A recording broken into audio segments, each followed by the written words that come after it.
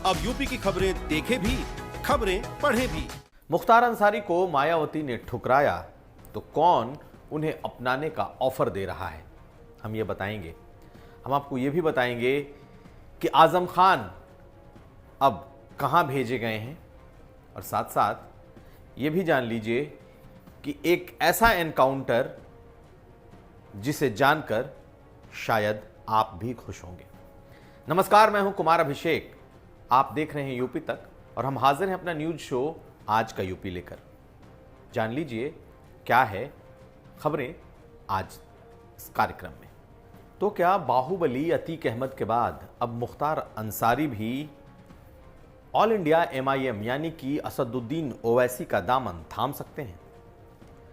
दरअसल इसकी चर्चा इसलिए शुरू हुई क्योंकि मायावती ने आज ट्वीट कर यह जता दिया और बता दिया कि आने वाले चुनाव में मुख्तार अंसारी को बसपा टिकट नहीं देगी।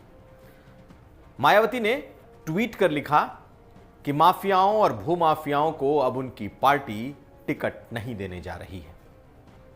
लेकिन मुख्तार अंसारी को टिकट नहीं देने के बाद सियासत भी शुरू हो गई। ऑल इंडिया MIM ने बाकायदा मायावती के इस न ट्वीट को लपका, बल्कि वो चाहते हैं कि अतीक अहमद की तरह मुख्तार अंसारी भी उनके साथ आ जाएं। सुनिए क्या कह रहे हैं ऑल इंडिया MIM के प्रवक्ता असीम वकार। उन्होंने क्या ऑफर दिया है मुख्तार अंसारी को। ये आपके पैसे भी लेंगे और आपको चुनाव भी हराएंगे, क्योंकि इनकी कम्युनिटी का वोट आपकी तरफ ट्रांसफर नहीं होता है। ये आपके पैसे भी लेते हैं और आपके वोट भी लेते हैं। मैं गुजारिश कर रहा हूं आप सबसे कि आइए, हमारी पार्टी में आइए, MIM में हम आपको टिकट भी देंगे और वोट भी दिलाएंगे और आपको विधायक भी बनाएंगे। ये वक्त है इन फासिस्ट ताकतों को मुंहतोड़ जवाब देने का। ये आज आपको भी इस्तेमाल करके कल आपको भी मक्खी की तरह छोड़ देंगे। MIM सबके लिए दरवाजे उसके खुले हैं। जिन मुसलमानों को टिकट चाहिए है, आप इन हमारे पास आइए, हम आपको देते हैं टिकट। ऑल इंडिया MIM ने मुख्तार अंसारी को यह ऑफर देते हुए कहा है कि वो खुल्लम खुल्ला ये ऑफर है, वो जहां से चाहें उत्तर प्रदेश में चुनाव लड़ें, और साथ साथ BSP पर भी निशाना साधा है कि BSP के टिकट को मुसलमान न खरीदें। ऐसा ऑल इंडिया MIM ने कहा है कि वो BSP पैसे देकर टिकट लेती है। कुल मिलाकर मुख्तार अंसारी का टिकट काटने से उपजा जो एक असंतोष है, उसे भुनाने की कोशिश ऑल इंडिया MIM और असदुद्दीन ओवैसी कर रहे हैं। लेकिन क्या मायावती ने सिर्फ इसलिए टिकट काटा कि वो बाहुबली हैं? कई सवाल खड़े हो रहे हैं। 2017 में सबसे ज्यादा बाहुबलियों को बसपा ने टिकट दिया था, और इसके पीछे की ये कहानी भी है कि दरअसल मुख्तार अंसारी का परिवार धीरे धीरे समाजवादी पार्टी की तरफ जा रहा है। मुख्तार अंसारी के भाई सिबकतुल्ला और उनके बेटे पहले ही सपा ज्वाइन कर चुके हैं, और चर्चा इस बात की तेज है कि मुख्तार के बेटे भी सपा ज्वाइन कर सकते हैं। तो क्या मायावती ने भांप लिया था और भांपते ही टिकट से बेदखल कर दिया? चलते हैं अगली खबर की तरफ। आजम खान के लिए मुश्किलों का दौर जारी है। एक तरफ रामपुर की जौहर यूनिवर्सिटी अब लगभग यूपी सरकार के कंट्रोल में आ चुकी है, क्योंकि 173 एकड़ पूरी जमीन सरकार ने अपने कब्जे में ले लिया है और उनके ट्रस्ट को एक तरीके से बेदखल कर दिया गया है। वहीं दूसरी तरफ अच्छी खबर यह कि आजम खान स्वस्थ होकर मेदांता से वापस सीतापुर जेल भेज दिए गए। आज मेदांता के डायरेक्टर उन्होंने इस बात की जानकारी दी कि अब आजम खान पूरी तरीके से स्वस्थ हैं। पोस्ट कोविड सिम्टम के साथ वो एडमिट किए गए थे 19 जुलाई को, लेकिन पिछले एक हफ्ते से वो पूरी तरीके से स्वस्थ हैं और उन्हें पूरी सुरक्षा में वापस सीतापुर जेल भेज दिया गया है।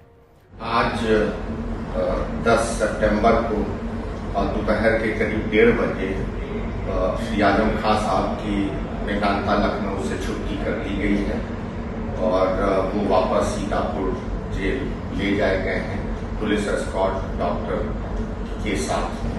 वो पूर्णतः स्वस्थ थे 19 जुलाई को वो post Covid long Covid syndrome जो होता है उससे ग्रसित होते हुए सांस की तकलीफ और अत्यधिक कमजोरी के कारण भर्ती हुए थे और इस दौरान ट्रीटमेंट के दौरान वो पूर्णतः स्वस्थ हुए और एक हफ्ते पहले उनको स्पुतनिक की फर्स्ट डोज भी दी गई।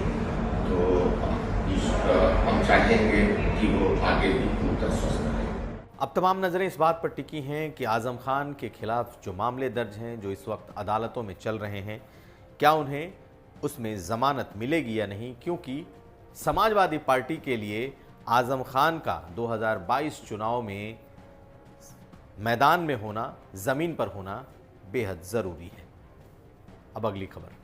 यूँ तो कोई भी एनकाउंटर या फिर कोई भी मौत सुखद नहीं होती, लेकिन गोरखपुर में एक एनकाउंटर हुआ और इस एनकाउंटर के बाद लोगों ने सुकून की सांस ली।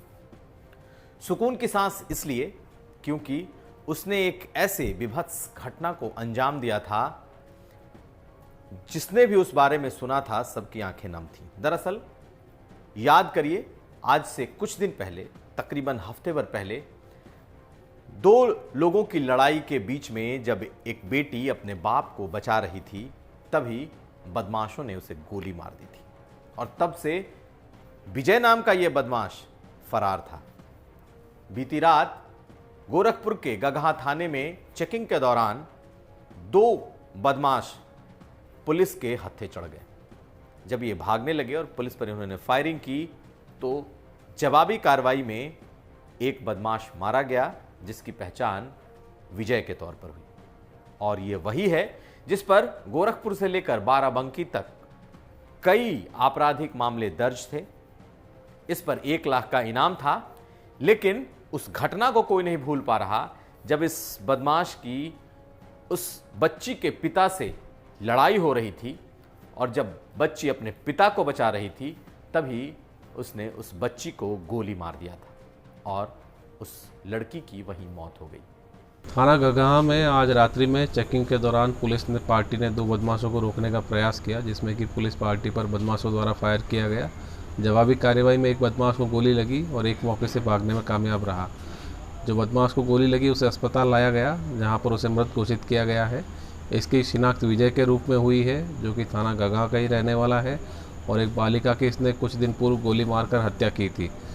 ये 1 लाख का इनामी अपराधी है जो हिस्ट्री शीटर भी है और इस पर 1 दर्जन से अधिक मुकदमे हैं। ये मुकदमे लूट, हत्या का प्रयास और रंगदारी मांगने के हैं और ये देहरादून, बाराबंकी और गोरखपुर के कई थानों में इसके खिलाफ मुकदमे दर्ज हैं। फिलहाल इसका शव कब्जे में लिया गया है और पोस्टमार्टम की कार्रवाई की जा रही है। आगे जो भी साक्ष्य आएंगे उसके आधार पर अन्य फरार अभियुक्त की भी कार्रवाई की जाएगी। इस घटना के बाद से गोरखपुर स्तब्ध था, लेकिन पुलिस कार्रवाई में वो गैंगस्टर मारा गया। तो ये था आज का यूपी। हम फिर हाजिर होंगे, लेकिन जाते जाते आपको बता दें कि आप हमारा कार्यक्रम आज का यूपी हर दिन देखना ना भूलें, लेकिन हमारे साथ अब हमारा वेबसाइट www.uptak.in भी है, जिस पर आप खबरों को देखने के साथ साथ खबरों को पढ़ भी सकते हैं। तो हमारा कार्यक्रम चुनाव तक देखते रहें यूपी किसका।